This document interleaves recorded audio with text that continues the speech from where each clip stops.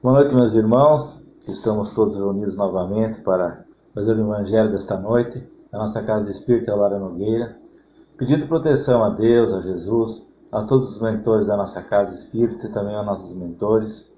Pedimos que tenhamos discernimento e capacidade de entender mais essa passagem do Evangelho, que hoje nós faremos do capítulo 4, o item 18 ao 20. A reencarnação fortalece os laços de família, ao passo que a unicidade da existência os desfaz. Os laços de família não sofrem destruição alguma com a reencarnação, como pensam certas pessoas. Ao contrário, tornam-se mais fortalecidos e apertados. O princípio oposto, sim, os destrói. No espaço, os espíritos formam grupos ou famílias unidos pela afeição, pela simpatia, pela semelhança das inclinações. Felizes por se encontrarem juntos, esses espíritos se buscam uns aos outros. A encarnação apenas os separa momentaneamente, porque ao regressarem à erraticidade, reúnem-se novamente como amigos que voltam de uma viagem. Muitas vezes, até seguem juntos na mesma encarnação, vindo aqui reunir-se numa mesma família ou num mesmo círculo, a fim de trabalharem pelo seu mútuo adiantamento.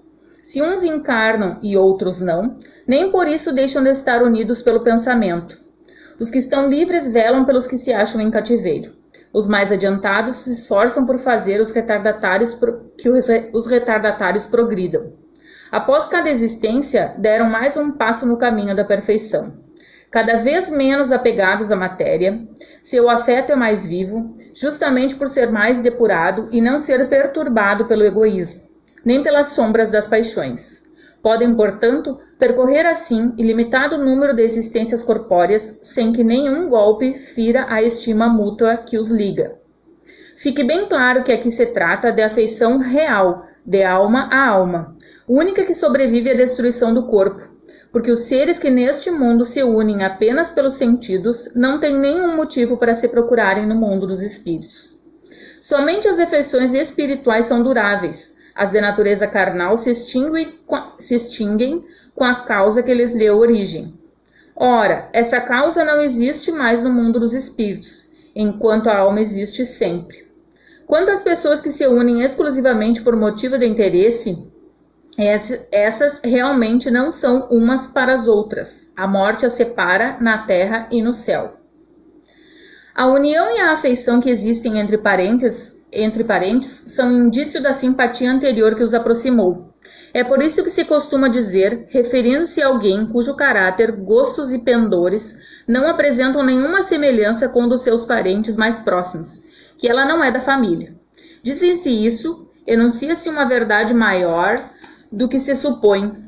Deus permite nas famílias essas reencarnações de espíritos antipáticos ou estranhos, com o duplo objetivo de servir de prova uns para os outros e de progresso para outros. Assim, os maus se melhoram pouco a pouco ao contato dos bons e por efeito dos cuidados que destes recebem. O caráter deles se abranda, seus costumes se apuram, as antipatias se apagam. É desse modo que se estabelece a fusão entre as diferentes categorias de espíritos, como se dá na Terra, com raças e os povos. O temor de que a parentela aumente infinitamente em consequência da reencarnação é um temor egoísta, provando naquele que o sente, falta de amor bastante amplo para abranger grande número de pessoas. Um pai que tem muitos filhos ama-os menos do que amaria um deles, se fosse único? Mas tranquilize-se os egoístas, pois esse temor não tem fundamento. O fato de um homem ter tido 10 encarnações não significa que vai encontrar no mundo dos espíritos 10 pais, 10 mães, 10 mulheres e um número proporcional de filhos e de parentes novos. Lá encontrará sempre os que foram objeto da sua afeição, os que foram ligados a ele na terra, a título diversos e talvez sobre o mesmo título. Nessa passagem está muito claro como se forma a família e todos os demais laços do nosso ciclo de convivências. Mais uma vez nos é trazida a importância dos nossos pensamentos e inclinações. Como sabemos, viemos deste mundo para evoluirmos e por isso temos junto a nós uma legião de amigos que percorrem de lado a lado esta caminhada. O desencarne não é a separação definitiva, como todo encarne não é, Não formamos obrigatoriamente em cada retorno uma nova família. Provavelmente sim, estaremos enlaçados novamente, onde por vezes outros irmãos farão parte para o melhoramento deles e também o nosso. Aqueles encontros que se acontecem por motivos mais referentes à matéria, provavelmente não se repetirão. Somente a real afeição de almas se perpetua. Essas sim se reencontrarão e seguirão seu caminho de crescimento. Os demais irão terminar pelo mesmo motivo que começaram, ou seja, pela natureza carnal. A união no mundo dos espíritos prossegue, porque essa causa não existe mais lá, a causa da matéria. Como já dito, nossa família espiritual não aumenta consideravelmente em cada encarnação, aonde nem todos retornam juntos na vida encarnada. E muitos reconhecemos uma grande afinidade, mesmo não tendo laço familiar, mas eles de alguma forma farão parte da nossa existência, como também aqueles que em nada aparentam ter afinidade, mas estão em nossa atual família ou em nossas relações, como já comentado, vêm para se melhorar com aqueles que estão um pouco melhores. Por isso, podemos ficar tranquilos que todos que são objetos de nossa afeição ou que foram ligados a nós na Terra, nos reencontraremos, até mesmo sob o mesmo título. Como vimos esse trecho, é de uma interpretação simples, que cada vez nos distanciarmos mais da matéria, mais fácil será de reconhecermos nossos afins. Nunca deixamos de ter ligações, mesmo não estando no mesmo plano. Isso se dá sempre pelo pensamento. Aqueles que estão livres zelam por que estão no cativeiro. E em cada existência, um passo a mais no caminho da perfeição. Certo que todos os irmãos, como também eu, tive muito proveito dessa passagem e foi inserido algumas dúvidas sobre os laços de família, os amigos, aquelas pessoas que conosco convivem, até aqueles que já nós com uma idade mais avançada encontramos e sentimos uma grande afinidade. A gente não sabe o porquê do encontro agora, o encontro mais cedo, mais tarde, um pouquinho de muitas separações. Então essa passagem nos esclarece muito a isso.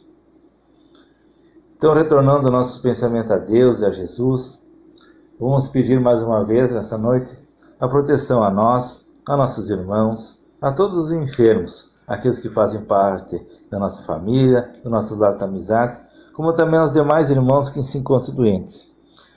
Vamos pedir que os médicos do espaço ocupem seu tempo todo na cura dos nossos irmãos, conforme for o merecimento deles e conforme for a vontade de Deus, nosso Pai.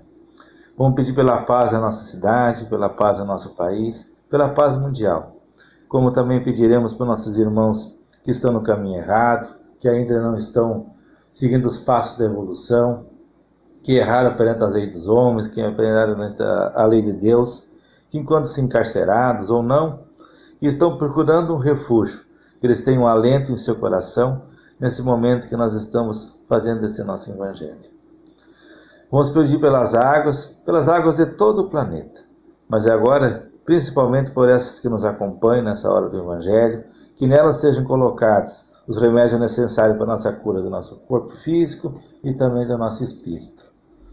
Vamos aproveitar essa benesse de todos os irmãos que nos acompanham e pedir que através dessa luz maravilhosa que nos irradia, nos seja concedido um passe de restauração de energia, um passe de cura, que seja retirado de nós todas as doenças já existentes, ou que possam vir a aparecer, também conforme o nosso merecimento. De nós possamos ter esta noite bons sonhos, bons pensamentos, que realizamos com todo carinho e cuidado o trabalho que a nós seja designado no mundo superior. E que assim seja.